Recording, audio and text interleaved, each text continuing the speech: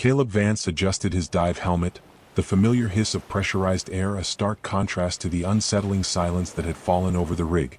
The rhythmic clang of metal on metal, usually a constant companion on the platform, had ceased, replaced by an almost palpable tension hanging heavy in the salty air. 2 days ago they'd been just another crew heads down, drilling for black gold. Now they were a collection of nervous glances and hushed whispers, all directed towards the stern of the rig. He'd been below deck, prepping for his next dive when the commotion began. A small fishing boat, barely more than a splintered hull clinging to a sputtering engine, had drifted into view. It looked like a ghost ship, weathered gray and riding low in the water. A lone figure clung to the mast, a scarecrow of a man, skin stretched taut over bone. Caleb had watched from the diving platform as the emaciated figure was hauled aboard, his limbs dangling like broken branches. The man muttered incoherently, his words a strange mix of dialects, none of which Caleb recognized. He swayed on his feet, eyes darting around the rig as if seeing phantoms in the steel girders. The crew kept a wary distance. Some muttered about bad luck, others about the dangers of the open ocean. Caleb, ever the pragmatist, chalked it up to dehydration and exposure. Still, there was something unsettling about the drifter's vacant stare, the way his gaze seemed to bore into the very soul of the rig. Caleb saw Silas Griffin, the rig's foreman, approach the newcomer. Silas, a man built like an oak tree, with a voice that could rumble through a hurricane, had a gruff exterior that hid a surprising gentleness. He offered the drifter a canteen of water, a simple act of kindness that seemed to amplify the unease rippling through the crew. The drifter gulped the water down, the sound echoing in the sudden stillness. He coughed, a dry, hacking sound that rattled in his chest. Then he spoke, his voice barely a whisper. Caleb couldn't make out the words, but the effect on the crew was immediate. A ripple of murmurs passed through the assembled men, whispers turning to anxious chatter. Caleb finished his pre-dive checks, his mind racing. He'd spent enough time on isolated rigs to recognize the signs of cabin fever, the way prolonged isolation could fray nerves and twist perceptions. But this was different. This wasn't the usual grumbling and bickering. This was a shared unease, a collective anxiety that seemed to emanate from the drifter himself. He descended the diving platform ladder, the metal cold against his gloved hands. The North Sea was calm that day, the surface a sheet of gray glass reflecting the overcast sky. As he submerged, the world above faded, replaced by the muted greens and blues of the deep. The pressure built against his eardrums, a familiar sensation that usually brought a sense of calm. Today, however, the silence of the deep was broken by a nagging sense of disquiet. He pushed it aside, focusing on the task at hand. He completed his routine checks, inspecting the underwater pipelines that snaked across the seabed. The work was monotonous but crucial, the lifeblood of the rig flowing through those steel arteries. As he worked, he couldn't shake the image of the drifter, his gaunt face and vacant eyes. He imagined the man's incoherent ramblings echoing through the water, carried on the currents to the deepest trenches. For a fleeting moment, a strange image flickered in Caleb's mind. A swarm of shadowy figures, their faces obscured by the murky water, swirling around him. He blinked and the image vanished. He attributed it to fatigue, the long hours and the pressure taking their toll. Still, the unsettling vision lingered at the edge of his consciousness. He ascended back to the surface, breaking through the water with a gasp. The air felt thick and heavy, the silence of the deep replaced by a low hum of tension on the rig. As he climbed back onto the platform, he noticed the crew gathered around the drifter, their faces a mixture of fear and fascination. Silas stood at the edge of the group, his arms crossed, his expression unreadable. He was watching the crew, not the drifter, and there was something in his gaze that sent a shiver down Caleb's spine. It was a look of calculation, of control. A look that planted a seed of suspicion in Caleb's mind. A seed that would quickly grow into a chilling certainty. Silas Griffin was up to something. Caleb stripped off his dive gear, the damp neoprene clinging to his skin. The hum of the rig felt different now, charged with an almost electric tension.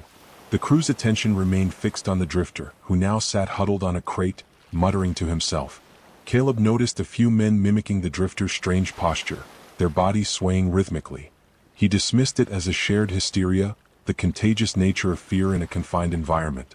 But the seed of suspicion, planted by Silas's watchful gaze, had begun to sprout. He headed towards the mess hall, hoping a hot coffee would dispel the lingering unease. As he passed groups of crewmen, snippets of their conversations reached him. Bad omen, cursed waters, the sickness spreads. The words were vague, laced with superstition, but they all pointed to the drifter as the source of their growing anxiety. Inside the mess hall, the usual clatter of cutlery and boisterous laughter were absent. The few men present ate in silence, their eyes darting nervously towards the windows, as if expecting something to emerge from the gray expanse of the North Sea.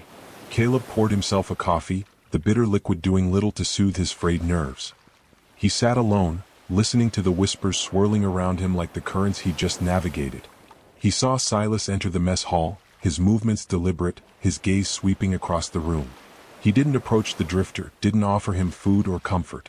Instead, he stood by the window, observing the crew with that same unsettling expression Caleb had noticed earlier. It wasn't concern Caleb saw now, but something colder, more calculating. He was like a puppeteer, Caleb thought, pulling at invisible strings, manipulating the crew's fear for his own ends. What those ends were, Caleb couldn't fathom, but the certainty of Silas's involvement grew stronger with each passing moment. Back on the main deck, the drifter's ramblings had escalated into a low, mournful chant.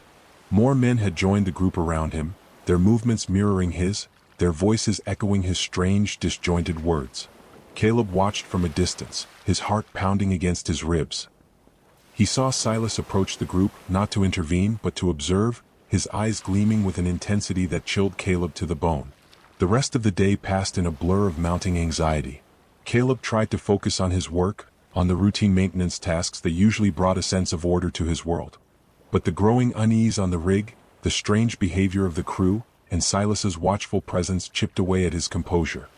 He found himself constantly checking his surroundings, his hand instinctively reaching for the small diving knife he kept strapped to his leg. That night, sleep offered no respite. He dreamt of the drifter, his gaunt face looming over him, whispering words he couldn't understand.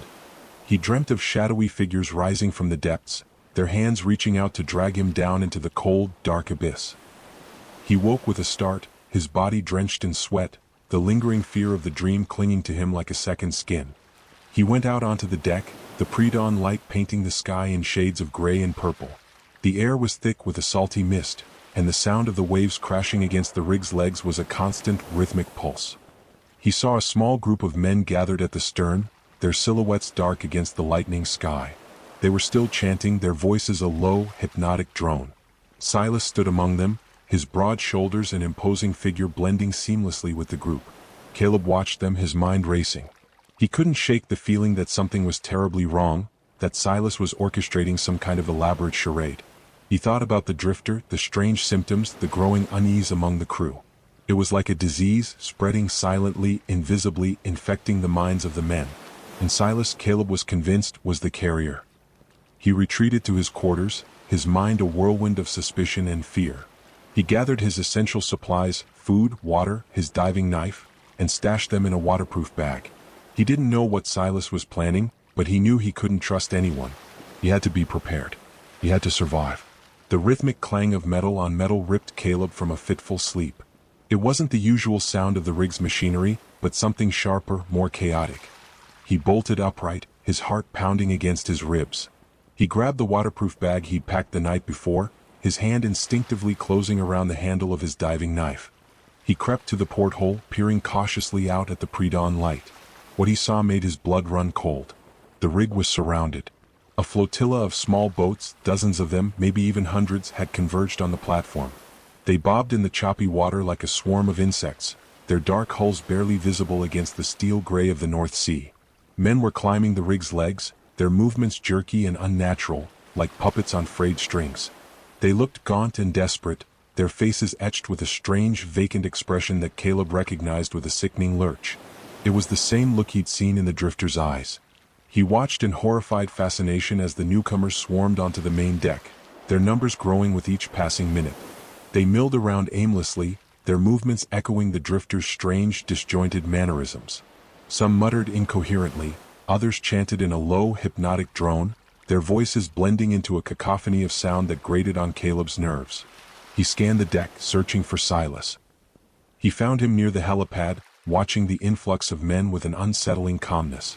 He wasn't trying to stop them, wasn't even acknowledging their presence.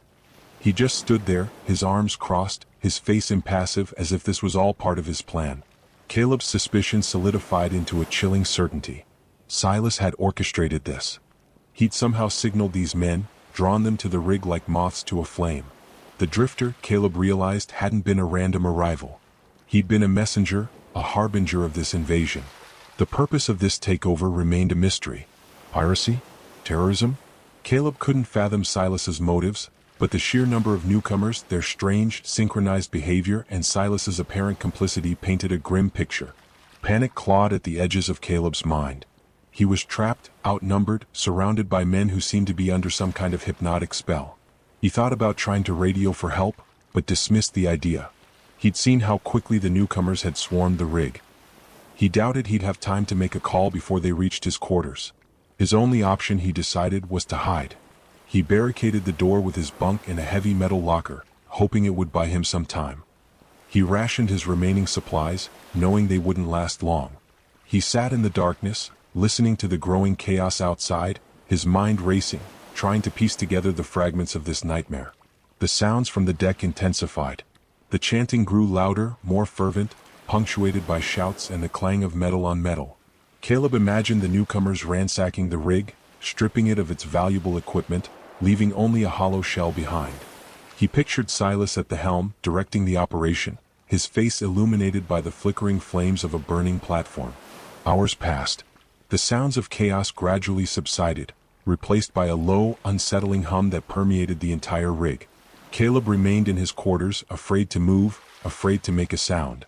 He peered through a crack in the barricade, his heart pounding in his chest. The deck was a sea of bodies. The newcomers, now numbering in the hundreds, lay sprawled across the metal grating, their limbs intertwined, their faces turned towards the sky. They were still chanting, their voices barely a whisper, like a collective prayer to some unseen god. Silas stood among them, his figure a dark silhouette against the gray sky. He moved slowly, deliberately, his hands outstretched as if conducting an orchestra of madness. Caleb watched him, his mind reeling. He was witnessing the culmination of Silas's plan, the final act of his twisted play. He had transformed the rig into a stage for his madness, and the crew, the newcomers, they were all just actors in his macabre performance. Caleb knew he couldn't stay hidden forever. Sooner or later they would find him. He had to escape. He had to find a way off the rig, a way to warn the authorities, a way to stop Silas before he could spread his madness further. But as he looked out at the sea of bodies, at the hundreds of men united in their strange shared delusion, a chilling thought crept into his mind. Perhaps it was already too late. Perhaps the madness had already spread too far. Perhaps he was the only one left who hadn't succumbed to its insidious grip. And that thought, more than anything else, terrified him.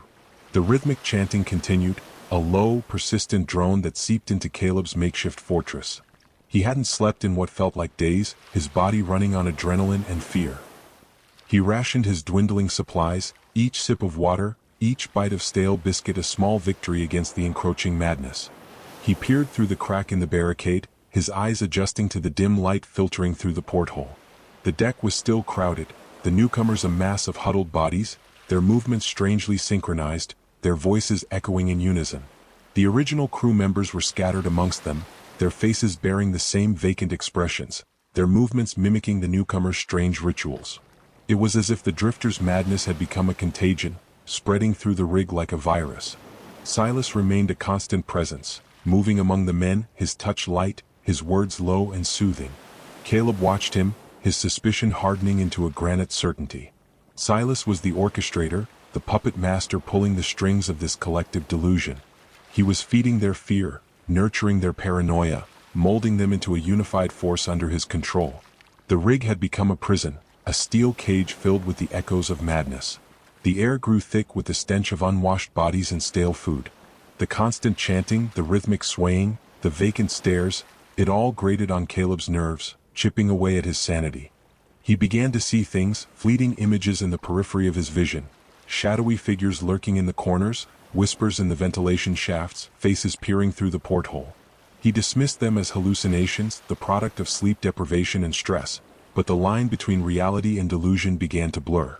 Food ran out on the third day. Caleb's thirst became a constant gnawing ache, amplified by the sound of dripping water from a leaky pipe somewhere in the walls. He tried to collect the droplets in a small container, but the meager amount did little to quench his parched throat. He ventured out of his quarters once, driven by desperation. He crept along the darkened corridors, his footsteps echoing in the eerie silence. The rig felt abandoned, the usual hum of machinery replaced by a low, guttural moaning that seemed to emanate from the walls themselves. He reached the mess hall, hoping to find some scraps of food, some forgotten stash of supplies. The room was deserted, the tables overturned, the floor littered with debris. He saw a single half-eaten apple lying on a table, its skin browning, its flesh attracting a swarm of flies. He snatched it up, devouring it in a frenzy, the sweet juice a momentary reprieve from the gnawing hunger. As he turned to leave, he saw a figure standing in the doorway. It was Silas, his face obscured by the shadows, his eyes gleaming with an unsettling intensity. Caleb froze, his heart pounding in his chest. Silas didn't speak, didn't move. He just stood there watching Caleb, his silence more menacing than any threat. Caleb backed away slowly, his hand gripping the diving knife. He turned and fled, his footsteps echoing in the empty corridor. He barricaded himself back in his quarters, his body trembling, his mind racing. Silas had found him. He knew Caleb was still there, still resisting. And now the hunt was on. The following days were a blur of fear and paranoia. Caleb saw Silas everywhere, his face flickering in the shadows, his voice whispering in the ventilation shafts. He heard the newcomers chanting his name, their voices growing closer, their footsteps echoing in the corridors. He knew they were coming for him, closing in on his hiding place, drawn by Silas's invisible hand. The hallucinations grew more vivid, more terrifying. He saw the walls melting, the floor shifting beneath his feet. He saw the faces of the crew, their eyes vacant, their mouths contorted in silent screams. He saw the drifter, his gaunt face looming over him, his voice whispering cryptic messages in a language he couldn't understand. He began to question his own sanity. Was he truly the only one who saw the truth, or was he the one who had lost his grip on reality? Was Silas truly manipulating the crew, or was he simply trying to maintain order in the face of a shared delusion? The questions gnawed at him, twisting his perceptions, blurring the line between sanity and madness. He started talking to himself, whispering reassurances, arguing with the voices in his head. He paced his small quarters, his footsteps a constant rhythmic beat against the growing chaos outside. He sharpened his diving knife, the metallic rasp a small act of defiance against the encroaching darkness. He knew he couldn't stay hidden forever. He had to confront Silas, had to expose his lies, had to break the spell he had cast over the crew. He had to fight for his sanity, for his survival. Even if it meant facing his deepest fears, even if it meant confronting the madness that threatened to consume him. He had to fight. He had to escape. He had to survive.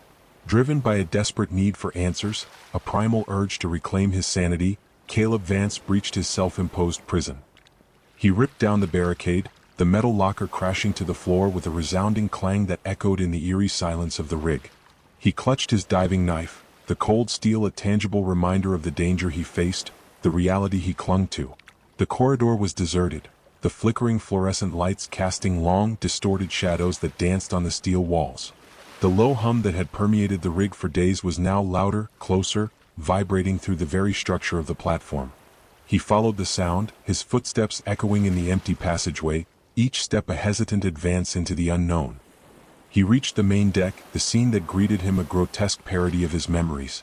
The crew, the newcomers, hundreds of men, stood clustered together, their bodies swaying rhythmically, their voices raised in a low, monotonous chant. They moved as one, a single entity driven by some unseen force, their faces blank, their eyes vacant. Silas Griffin stood at the center of the throng, his broad shoulders and imposing figure a dark silhouette against the gray sky. He didn't chant, didn't sway. He simply stood there, his arms outstretched, his head tilted back, as if receiving some divine message from the heavens. Caleb pushed through the crowd, the bodies pressing against him, their touch cold and clammy. He felt a wave of nausea wash over him, the stench of unwashed bodies and stale food thick in the air. He gagged, fighting the urge to vomit, the primal fear tightening its grip around his throat. He reached Silas, shoving aside the men who stood between them, their vacant eyes registering no recognition, no resistance. He stood before Silas, his knife held aloft, the point trembling inches from the foreman's chest. "What have you done?" Caleb's voice was a hoarse whisper, barely audible above the low hum of the crowd. "What have you done to these men?" Silas lowered his head, his eyes meeting Caleb's. The intensity of his gaze was unsettling, a mixture of pity and something else, something Caleb couldn't quite decipher. "Caleb, Silas said, his voice low and soothing like a father speaking to a frightened child. You're not well. You need to rest. Don't you patronize me. Caleb spat, his voice cracking with a mixture of fear and anger. I know what you're doing. I see what you've done to them. He gestured wildly at the swaying crowd, their faces contorted in silent prayer. You've poisoned their minds. You've turned them into this. Silas sighed, a deep, weary sound that seemed to emanate from the depths of his soul. He reached out a hand, his fingers brushing against Caleb's arm. Caleb, he said, his voice laced with a desperate urgency that Caleb misinterpreted as manipulation. You need to trust me. You need to let me help you. Help me? Caleb laughed, a harsh, hollow sound that echoed in the sudden stillness. You're the one who needs help. You're the one who's done this. Listen to me, Silas pleaded, his eyes searching Caleb's face. It's the water. It's contaminated. It's making you see things, making you believe things. Lies. Caleb shouted, his voice raw with desperation. All lies. You brought those men here. You're controlling them. You're using them. No, Caleb, you're wrong, Silas insisted, his voice rising above the low hum of the crowd. I'm trying to help them. I'm trying to protect them. Protect them? Caleb's voice dripped with sarcasm. By turning them into a mindless mob? By driving them insane? They're not insane, Caleb, Silas said, his voice barely a whisper. They're just seeing things. The same things we're all seeing. The same things the drifter saw. Caleb recoiled, the mention of the drifter sending a shiver down his spine. He remembered the man's vacant stare, his incoherent ramblings, the strange effect he'd had on the crew. He remembered his own fleeting hallucinations, the shadowy figures, the whispering voices. He's the one who started this, Caleb muttered, his mind racing, trying to piece together the fragments of this nightmare. He infected them with his madness.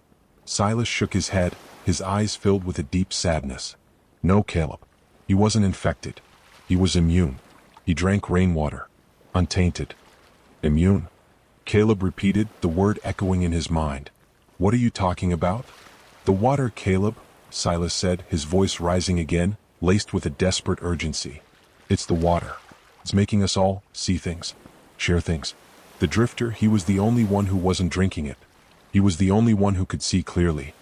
Caleb stared at Silas, his mind reeling. The pieces of the puzzle began to shift, to realign themselves in a way that made a terrifying kind of sense. The drifter's strange behavior, the crew's growing unease, the newcomer's vacant stares, his own fleeting hallucinations. It wasn't Silas who had orchestrated this, wasn't some elaborate plan for control. It was the water, the contaminated water. He looked at Silas, his eyes wide with dawning horror. The water, he whispered, the words barely escaping his lips. It's making us see things? Silas nodded, his face etched with relief. Yes, Caleb. You're starting to understand. But as the truth began to dawn on Caleb, as the pieces of the puzzle clicked into place, a new, more terrifying realization washed over him. He wasn't immune. He'd been drinking the water. He'd been seeing things. He'd been hallucinating. He looked at Silas, his eyes filled with a growing panic. He looked at the swaying crowd, their faces contorted, their voices chanting. He looked at his hand, still gripping the diving knife, the cold steel now a foreign object in his grasp. And as the full weight of this realization crashed down upon him, as the carefully constructed walls of his reality began to crumble, he felt a chilling certainty creep into his mind. He was losing his grip. He was descending into the madness. He was becoming one of them. Silas's words hung in the air, heavy with a truth Caleb couldn't comprehend. He stared at the foreman, his mind a maelstrom of conflicting thoughts. The water, contaminated? Making them see things? It was a preposterous notion, yet it resonated with a chilling familiarity. His own fleeting hallucinations, the shadowy figures, the whispering voices, they weren't simply the product of stress and fatigue. They were symptoms. Symptoms of something far more sinister. He looked at the swaying crowd, their faces blank, their eyes vacant. He'd seen that same vacant stare in the drifter's eyes, the same disjointed movements, the same incoherent ramblings. He'd dismissed it as madness, as some contagious form of hysteria. But what if Silas was right? What if it wasn't madness, but a shared hallucination, a collective delusion brought on by the contaminated water? The drifter, Caleb muttered, his voice barely a whisper. He wasn't crazy? Silas shook his head, his eyes filled with a profound sadness. No, Caleb. He was the only sane one among us. He'd been adrift for days, surviving on rainwater. He hadn't touched the rig's water supply. He was immune. The word hung in the air, a stark contrast to the rhythmic chanting of the crowd. Immune. The drifter, the emaciated figure who had stumbled onto the rig, the man Caleb had dismissed as a madman, he was the only one who hadn't been affected. He was the only one who had seen clearly. He tried to warn us, Silas continued, his voice low and urgent. He tried to tell us about the water, but we couldn't understand him. His words, his behavior, it all seemed so irrational. Caleb remembered the drifter's incoherent ramblings, the strange mix of dialects, the frantic gestures. He dismissed them as the ravings of a madman. He'd seen the fear in the crew's eyes, the growing unease, and he'd attributed it to the drifter's presence, to some superstitious fear of a bad omen. He'd seen Silas's concern, his watchful gaze, and he'd interpreted it as manipulation, as a calculated plan to seize control. He'd been so wrong. So terribly, tragically wrong. The flotilla, Caleb whispered, his mind racing, piecing together the final fragments of the puzzle. The men, they're not Silas's men? Silas shook his head again, his face etched with weariness. No, Caleb. They're fishermen. From the islands. They've been suffering from the same affliction. They saw the rig, saw the lights. They thought it was a sanctuary. The truth hit Caleb with the force of a physical blow. The flotilla of boats, the hundreds of men who had swarmed the rig, they weren't invaders, they weren't part of some elaborate conspiracy. They were victims just like the crew, just like him. They were drawn to the rig by the same delusion, the same shared hallucination brought on by the contaminated water. He looked at the swaying crowd, at the hundreds of faces contorted in silent prayer. He saw the fear in their eyes, the desperation, the vacant stares. He saw himself reflected in their madness, a chilling premonition of his own descent into the abyss. The algae, Silas said, his voice barely audible above the chanting. A rare strain. Produces a powerful neurotoxin. Causes shared hallucinations. He explained how the rig's water supply had become contaminated, how the algae had bloomed undetected, its toxins seeping into the water they drank, the water they used to cook, the water they used to bathe. He explained how the symptoms had started subtly, with fleeting hallucinations, with heightened anxiety, with a growing sense of unease. He explained how the drifter, immune to the toxin, had tried to warn them, but his words had been lost in the growing cacophony of their shared delusion. He explained how he had tried to contain the situation, to maintain order, to protect the crew from themselves. He'd been watching them, not with calculation, but with concern. He'd been trying to help them, not manipulate them. Caleb listened, his mind reeling, the carefully constructed walls of his reality crumbling around him. He'd been so focused on his own paranoia, on his suspicion of Silas, that he'd been blind to the truth. He'd been so convinced of a conspiracy, of a planned takeover, that he'd missed the real danger, the insidious threat that had been lurking in the water they drank. He'd been so wrong. And now, as the truth finally dawned on him, as the pieces of the puzzle clicked into their horrifying configuration, he felt a chilling certainty grip his soul. He wasn't immune. He'd been drinking the water. He'd been exposed to the toxin. He was already infected. He looked at Silas, his eyes wide with dawning horror. He looked at the swaying crowd, their faces a grotesque reflection of his own growing fear. He looked at his hand, still clutching the diving knife, the cold steel now a symbol of his own shattered sanity. He was one of them. He was lost. The realization hit Caleb like a physical blow, knocking the air from his lungs. He staggered back, his hand loosening its grip on the diving knife. The steel clattered against the metal grating, the sound lost in the low, rhythmic chanting of the crowd. Silas reached out a hand as if to steady him, but Caleb flinched away, his eyes wide with a dawning terror. He looked at the swaying mass of bodies, at the hundreds of faces contorted in silent prayer. He saw the drifter among them, his gaunt face serene, his eyes closed, his lips moving in a silent chant. He saw the crew members, their faces blank, their movements mimicking the drifter's strange rituals. He saw the newcomers, the fishermen, their eyes vacant, their bodies swaying in unison. He saw himself reflected in their madness, a terrifying premonition of his own inevitable descent. The world around him began to shift, to distort, the familiar shapes of the rig melting into a grotesque caricature. The steel girders twisted and writhed, the metal grating beneath his feet seemed to ripple like water. The sky above pulsed with an unnatural luminescence, the gray clouds swirling into vortexes of color. The low hum intensified, vibrating through his bones, resonating with the rhythmic chanting of the crowd. He stumbled back, his hands outstretched, trying to grasp onto something solid, something real. But there was nothing. Only the swaying bodies, the vacant stares, the hypnotic chant. He felt a hand on his shoulder, a firm, reassuring grip. He turned, his eyes wide with panic, expecting to see Silas, expecting to see the pity in his eyes, the confirmation of his own impending doom. But it wasn't Silas. It was the drifter. His gaunt face was inches from Caleb's, his eyes no longer vacant, now burning with an unsettling intensity. He spoke, his voice no longer a disjointed mumble, but clear, resonant, filled with a strange authority. He spoke in a language Caleb didn't understand, yet somehow he understood. He understood the meaning behind the words, the message the drifter was trying to convey. He was showing him the way to see, the way to understand. Caleb felt a strange calmness wash over him, a sense of acceptance, of belonging. He closed his eyes, surrendering to the rhythmic chanting, to the swaying motion of the crowd, to the growing darkness that enveloped him. He saw what the drifter saw. He believed what the drifter believed. He became what the drifter was. He opened his eyes, the world transformed. The rig was no longer a steel platform, but a sacred temple, a place of pilgrimage, a beacon of hope in the vast emptiness of the sea. The crowd was no longer a mindless mob, but a congregation of believers, united in their shared faith, their shared vision. He joined the chant, his voice blending with the hundreds of others, a harmonious chorus that rose to the heavens. He swayed with the crowd, his movements mirroring theirs, a synchronized dance of devotion. He felt a sense of connection, of belonging, a sense of purpose he had never known before. He was no longer Caleb Vance, the deep-sea diver, the pragmatic realist, the man who clung to logic and reason. He was one of them.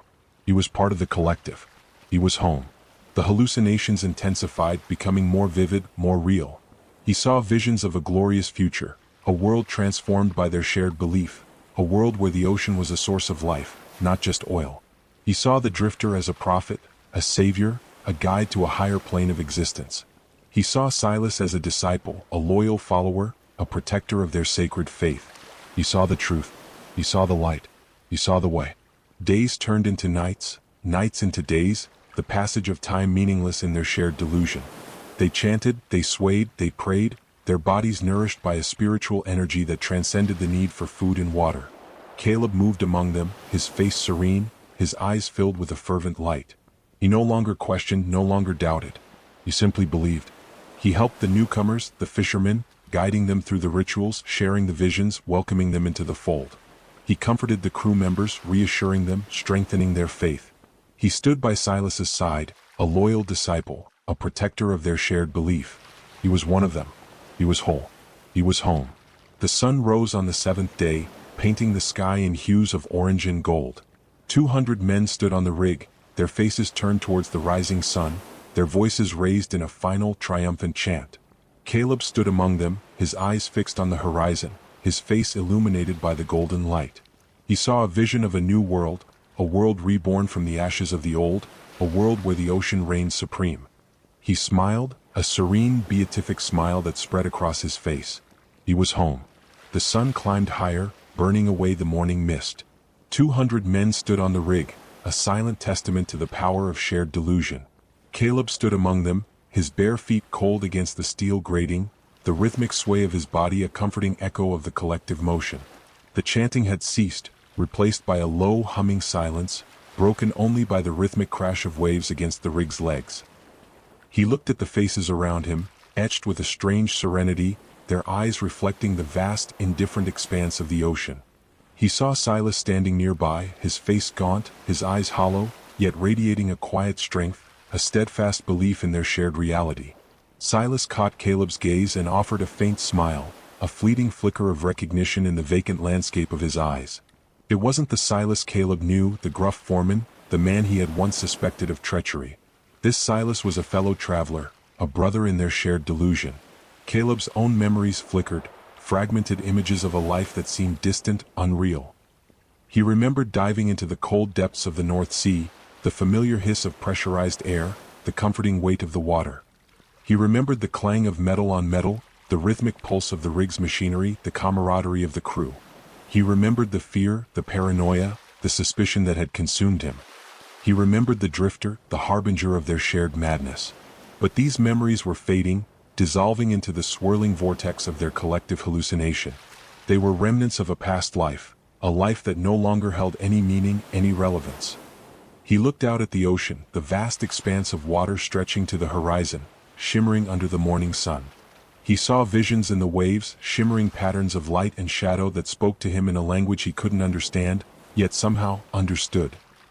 He saw the faces of his fellow believers reflected in the undulating surface, their eyes shining with the same fervent light that burned within him.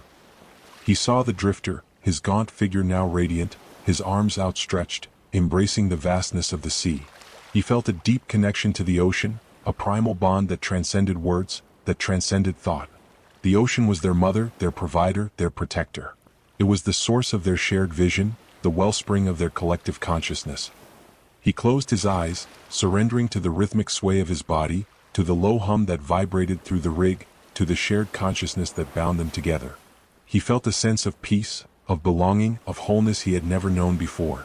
He opened his eyes, the world transformed. The rig was no longer a steel platform, but a floating island, a sanctuary, a refuge from the madness of the world beyond.